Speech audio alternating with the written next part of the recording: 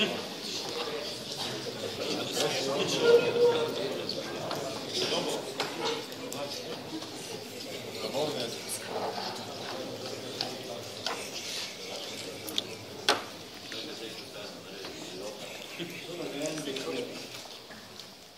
prijatelj je rekel,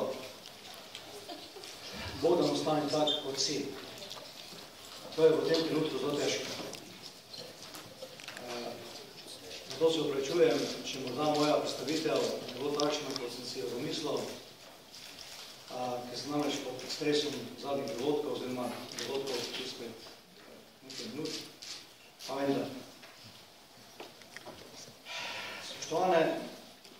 Spoštovani športni prijatelji, cenjeni gosti, novinarji, minulo 4-letno obdobje je bilo eno najuspešnejših v zgodovini slovenskega športa.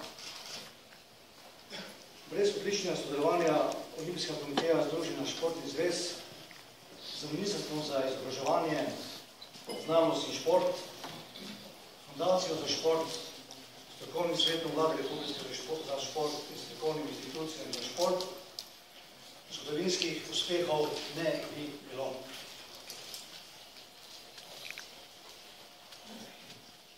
Strategija, ki so jo lani soglasno sprejele članice Olimpijskega komiteja Združenja športnih zvez, bo moje vodilo in zaveza, da skupaj z vami udejanimo vseh 5 strateških področij s poudarkom za boljši športnikov danes in jutri.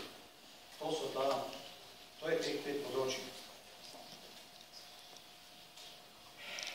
Celo svoje življenje, 50 let športne kariere, na začetku kot športnik, kasneje kot športni funkcionar, sem deloval v skladu z vrednotami velike mednarodne olimpijske in športne družine.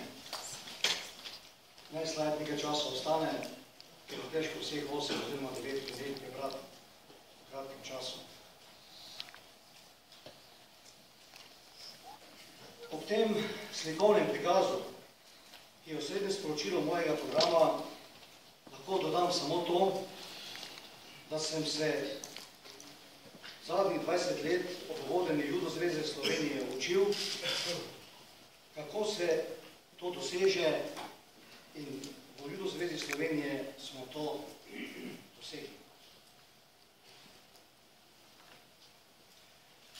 Kako je vedno srednje vprašanje, zato v nadaljevanju nekaj glavnih poudarkov.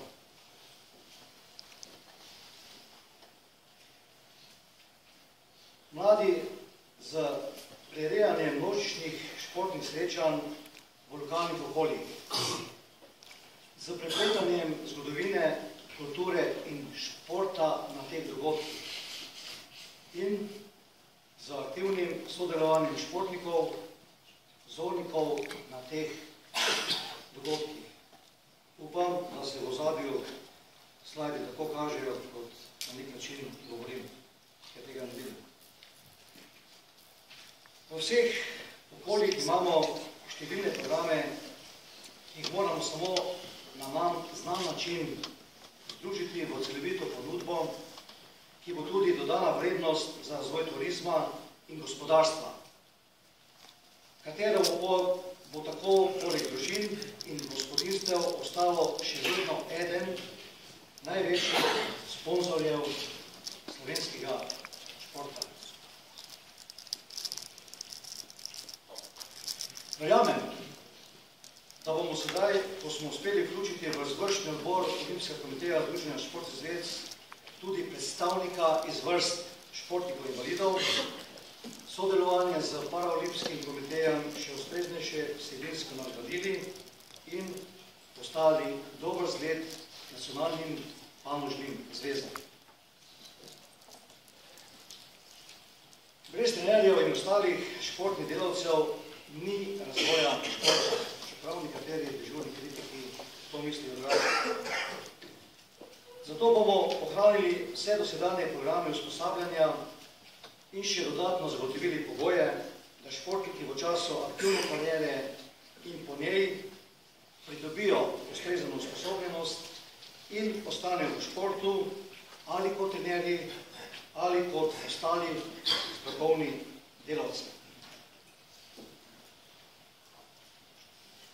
Slovenski šport ni v krizi. Da bo tako tudi v prihodnje, bo potrebno še naprej kakovostno delati z mladimi. Letošnje olimpijske igre v mladih, oziroma mladih v Nanjingu, so dokaz, da je temu tako. Olimpijski strokovni center, večkrat je bil danes že omenjen na prejšnji skupščini, bo v prihodnosti zanesljivo odejanil vse manjkajoče, čeprav zakonsko zapisane pravice športnikov.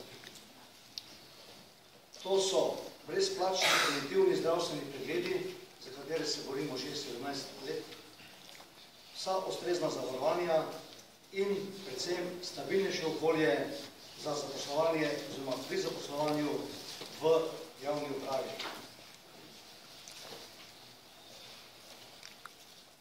In ne nazadnje, povezanost z vami, članicami Olimpijskega komiteja Združenja športnih zvez, bo postalo resnično takšno, da niti ena nacionalna ali lokalna zveza ne bo prišla v takšne težave, da bi bil ogrožen njen obstoj. Primer vaterpolo zveze se zanesljivo ne bo več ponovil. Obe novo nastali fundaciji bosta regulator pomoči potrebnim in dejanski odraz povezanosti slovenskega športa.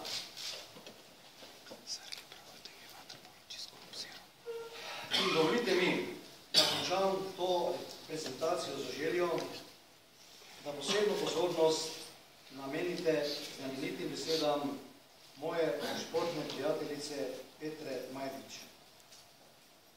Tu imam napisano, da moram počakati 5 sekund. Povezovanje in soodločanje je in bo ena od mojih temeljnih usmeritev pri delovanju v Olimpijskem komiteju Slovenije, Združenja športnih zvez. Hvala.